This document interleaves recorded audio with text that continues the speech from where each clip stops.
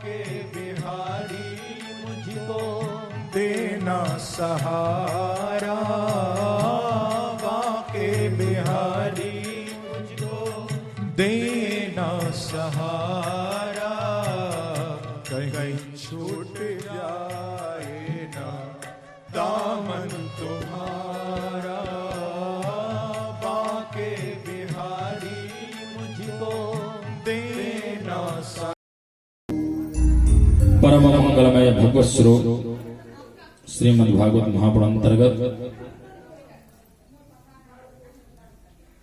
गौतम परिवार पर चल रही श्रीमद् भागवत कथा का आज चतुर्थ दिवस। पूर्व की कथा में आप लोगों ने बड़े भक्ति भावपूर्वक भक्त प्रहलाद की कथा आप लोगों ने सुना। अपने भक्तों के वचन को प्रभु ने झूठा नहीं होने दिया। भक्त ने कहा परमात्मा है, कण कण पर है, सभी जगह है। पिताजी ने पूछ लिया बेटा इस खंभे में है? हाँ पिताजी है। प्रभु ने कहा मेरा भक्त कह दिया तो खंभे में भी मुझे जाना पड़ेगा। हिरण्यकश्यप तो खंबे पर आग लगवा दिया, जला दो, बचना नहीं चाहिए, खंबा ही नष्ट कर दो। खंबा जल करके एकदम लाल। श्री प्रहलाद जी की भक्ति एक क्षण के लिए डगमगा गई। कहीं ऐसा तो नहीं इस खंबे में परमात्मा ना हो? अरे जो खंबा इतना रक्त हो गया, लाल हो गया अग्नि के कारण, इसमें परमात्मा कैसे हो सकता है? लेकिन भक्त के वचन को सत्य करने के लिए श्री प्रभु ने एक चींटी को चला दिया। जैसे चींटी उस स्तंभ पर चली, प्रहलाद जी की भक्ति दृढ़ हो गई। नहीं, यदि एक चींटी इस खंबे पर चल सकती है तो परमात्मा इस खंबे में अवश्य विद्यमान है।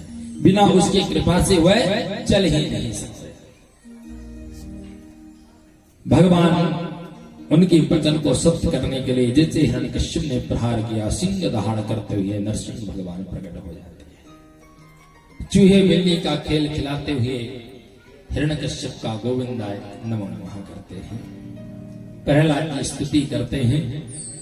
और जिस समय स्तुति किया तो बारंबार क्षमा याचना मांगा, प्रभु मेरे द्वारा आपको कष्ट हुआ, मैंने आपको पुकारा, मेरे कारण आपको खंबे से प्रकट होना पड़ा।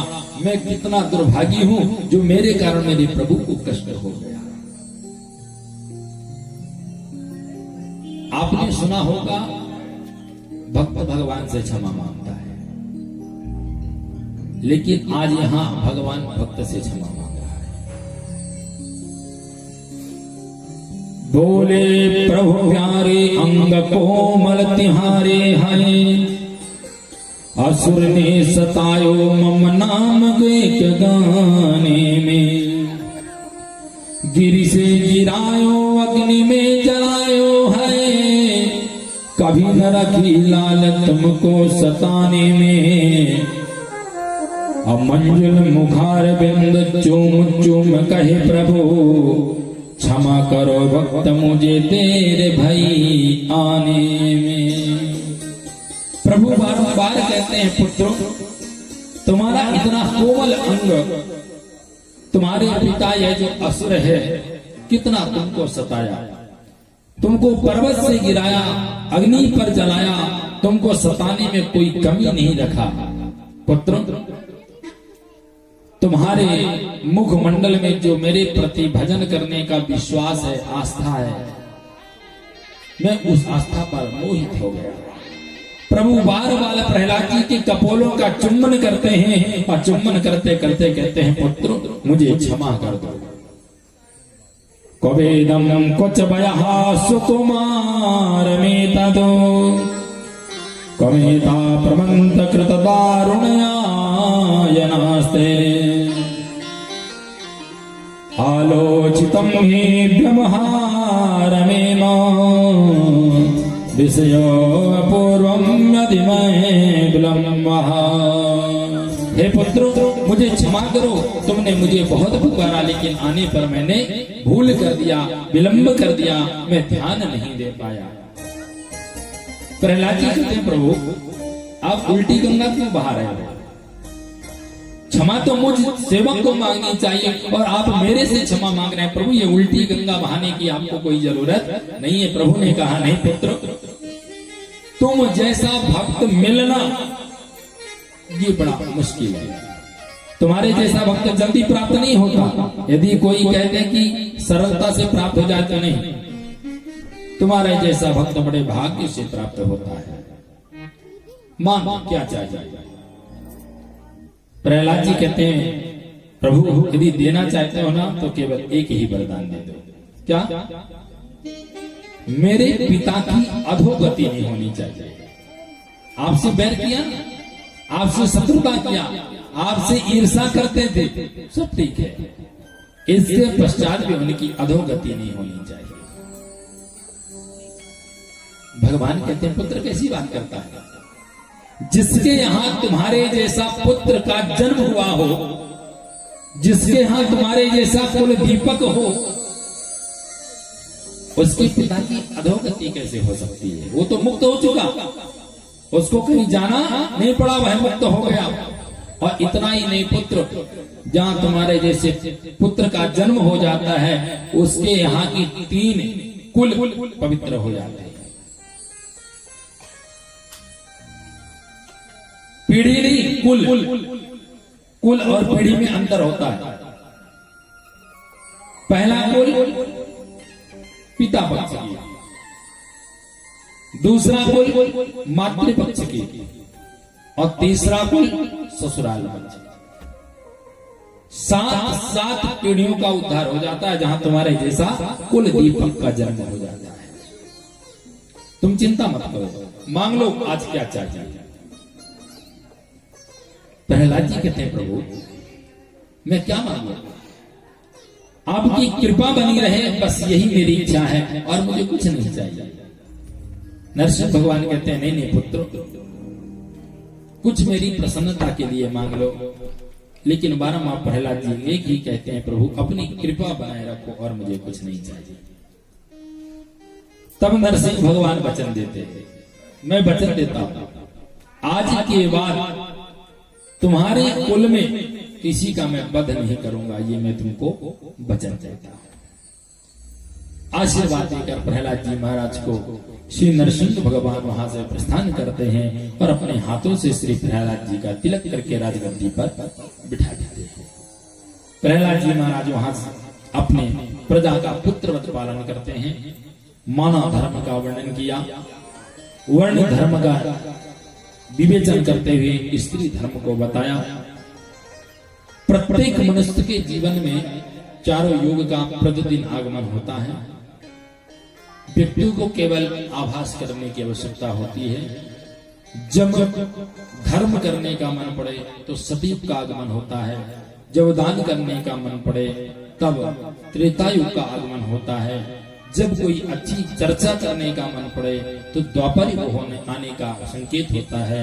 और जब इधर उधर घूमने भागने या गलत कार्य में मन लग जाए तो समझ जाना चाहिए कि कलयुग का आगमन हो जाता है।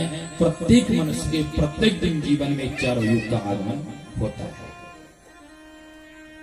श्री शुकाचार्य जी राजा परीक्षित जी से कहते हैं राजन, ब्रह्मचर्य वानप्रस्थ आश्रमों का नियम है। ये चारों आश्रम के पश्चात सबसे श्रेष्ठ यदि कोई आश्रम माना गया है तो वह गृहस्थाश्रम है। राजा परीक्षित जी ने कहा गुरुदेव गृहस्थाश्रम श्रेष्ठ क्यों है? पूज्य श्री शुकाचार्य जी कहते हैं गृहस्थाश्रम इसलिए श्रेष्ठ है क्योंकि गृहस्थी के पास हजारों काम रहते हैं। गृहस्थ जीवन में इतनी जंजाल रहते हैं, इतने कार्य रहते हैं, तब भी वह परमात्मा के लिए समय निकाल करके उनका ध्यान पूजन भजन यजन कर लेता है। इसलिए गृहस्थ जीवन श्रेष्ठ है।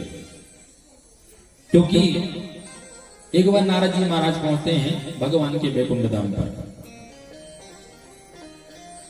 जाते जाते भगवान क्या एक रजिस्टर रखा रहता है, जो प्रवेश करता है वो उसमें सिग्नेचर करता है, कौन मिलने आया कौन गया, प्रहरी साइन करवाता है।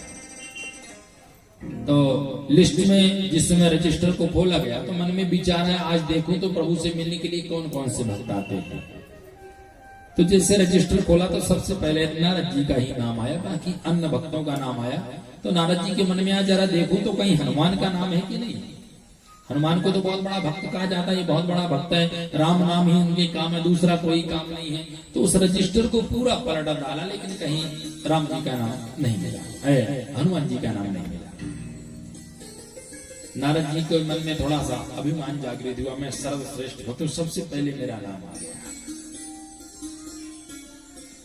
लेकिन अब नारद जी की आदत है, थोड़ा बहुत तो करना पड़ेगा। हनुमान जी के पास पहुंच गए।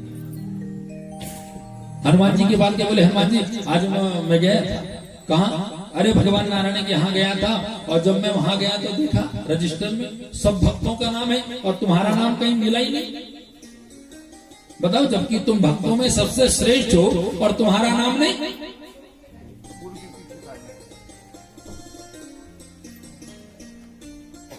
नारद जी से हनुमान जी कहते हैं, देखो भैया कोई बात नहीं, यदि हमारा नाम नहीं है तो कोई जरूरी थोड़ी है कि हर भक्तों का नाम वहां हो। हमें उनसे क्या लेना देना, नाम लिखा कि नहीं लिखा, उनके पास है कि नहीं है, वो हमें याद करते हैं कि नहीं, हम उनको याद करते हैं, बस इतना ही पर्याप्त है, हमें दूसरे से मतलब नहीं है। नारद जी वहां से चल पड़े, लेकिन रहा नहीं गया, पहुंच गए भगवान